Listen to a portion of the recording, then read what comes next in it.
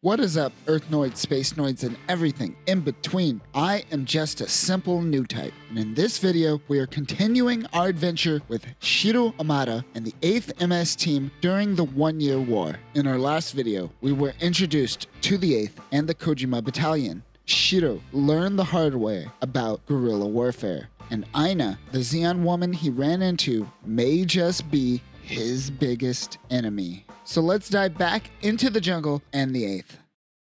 The hover truck comes back before the rest of the 8th. Miko goes to get the mail for Elidor. He receives mail notifying him that one of his songs will get recorded. They go out to the village to party. When heading up a bar, they walk in and notice everything is trashed. Suddenly, Zeke's soldiers surround the place. Miko and Elidor are being tortured while Aina is off in the distance. The two are set to be executed in the morning. They are being held in a hotel occupied by Zeon. Shiro returns to base and finds that Mikkel and Elidor are nowhere to be seen. The 8th goes out to find the two lost soldiers. While out looking, they run into Kiki. Mikkel and Elidor begin to fight with one another. While fighting, they accidentally knock out the Zeon guard like it's a Merry Melody skit. Really weird. They both make their escape. They run into a construction tank. Meanwhile, Shiro and the 8th make contact with Zaku's, firing on Elidor and Mikkel. Elidor tries to operate the construction tank. The cabin suffers heavy fire. A piece of shrapnel goes through his leg. An armored car fires on the construction tank. Elidor is able to take out the armored car. The 8th finds Elidor and tends to his wounds. Luckily, Karen was a medical student and is able to mend his wounds with no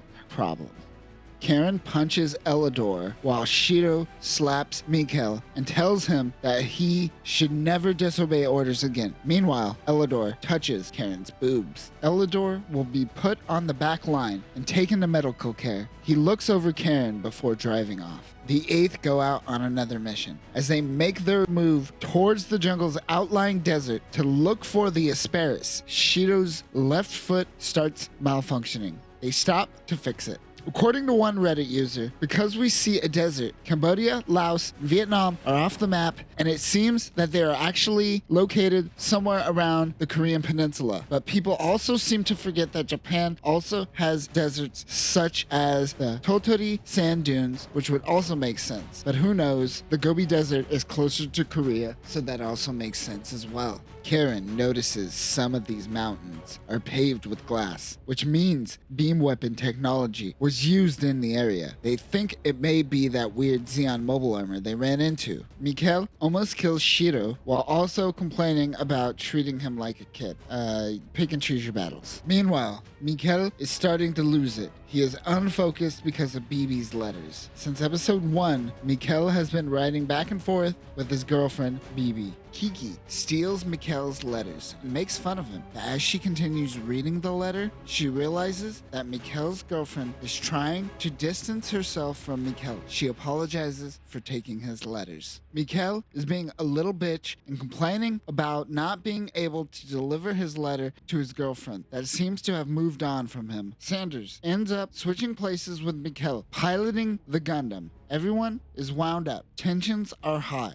Suddenly, Elidor's song comes on the radio.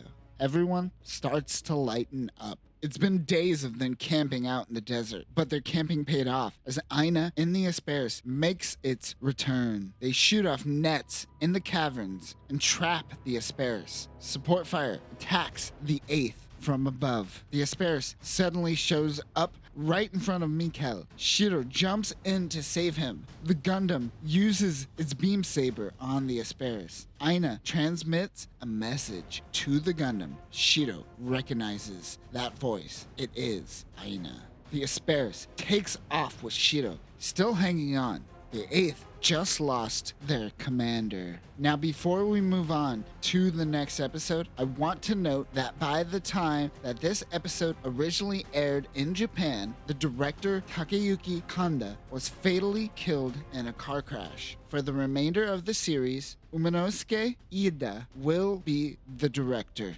Admiral Yuri Kalani is one of the last remaining holdouts in Odessa. They are the last to evacuate from the area. Shiro is still hanging onto the Asperis. He gets out of the Gundam and climbs onto the Asperis. Aina jumps out as well. They talk while floating above Earth. The Asperis is struggling to stay level. Shiro uses the Gundam's thrusters to counter the force of gravity. It somehow works, but Shiro, thinking he would die, tells Aina that he loves her. The cliff breaks and the Gundam falls. Shiro evacuates before the Gundam crashes. Aina turns off her radio. She wants to find Shiro before Zeon finds and kills him. The weather is too bad for Zeon to continue their search party anyways. Shiro ejected on the mountains where snow is falling. He passes out from the cold. When he wakes up, Aina is by his side. He is suffering from minor frostbite on his fingers. Shiro uses the Gundam's beam saber to create a hot springs. Meanwhile, Zeon has officially lost Odessa. Off in the distance, Fettes and Zeon fight one another. A gun parry approaches the Asperis. Aina quickly self-destructs the mobile armor, taking out the gun parry. Aina is rescued by a dot. Shiro realizes that they can never be together. Genius was spying on Aina and finds out that Aina is in love with the enemy. Meanwhile, Shiro preaches peace to his superior officers. This is their reaction.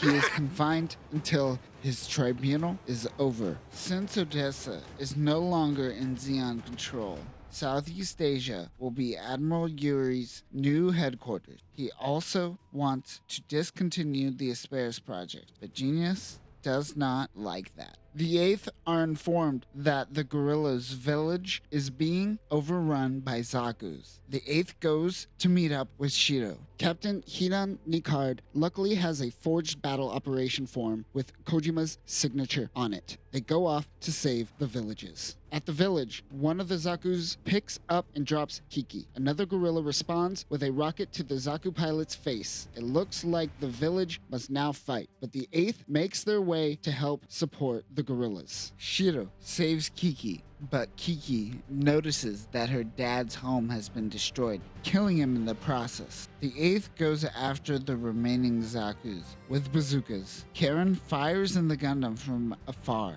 while Sanders flanks from a distance. Shiro goes in and dodges a Zaku like a boss and forces them to surrender. But before he can make them surrender, the guerrillas come in to attack. The Zaku fires anti-personnel rounds and takes out some of the guerrillas. Shiro is left with no choice but to kill the Zaku. Surrender is no longer an option. The villagers mourn their loss. Shiro is conflicted what he is doing in this war. Kiki wants the 8th to leave and let the village grieve without them. And that will do it for this episode. We see the bigger picture that is the one-year war playing out in front of our eyes. Also, all it takes for Shiro is a little love to sway him towards peace. Even though he is in love, he will still fight the enemy by any means. Now that the Asperis is destroyed, what will become of the Asperis program? And remember, new types, love is complicated? Question mark?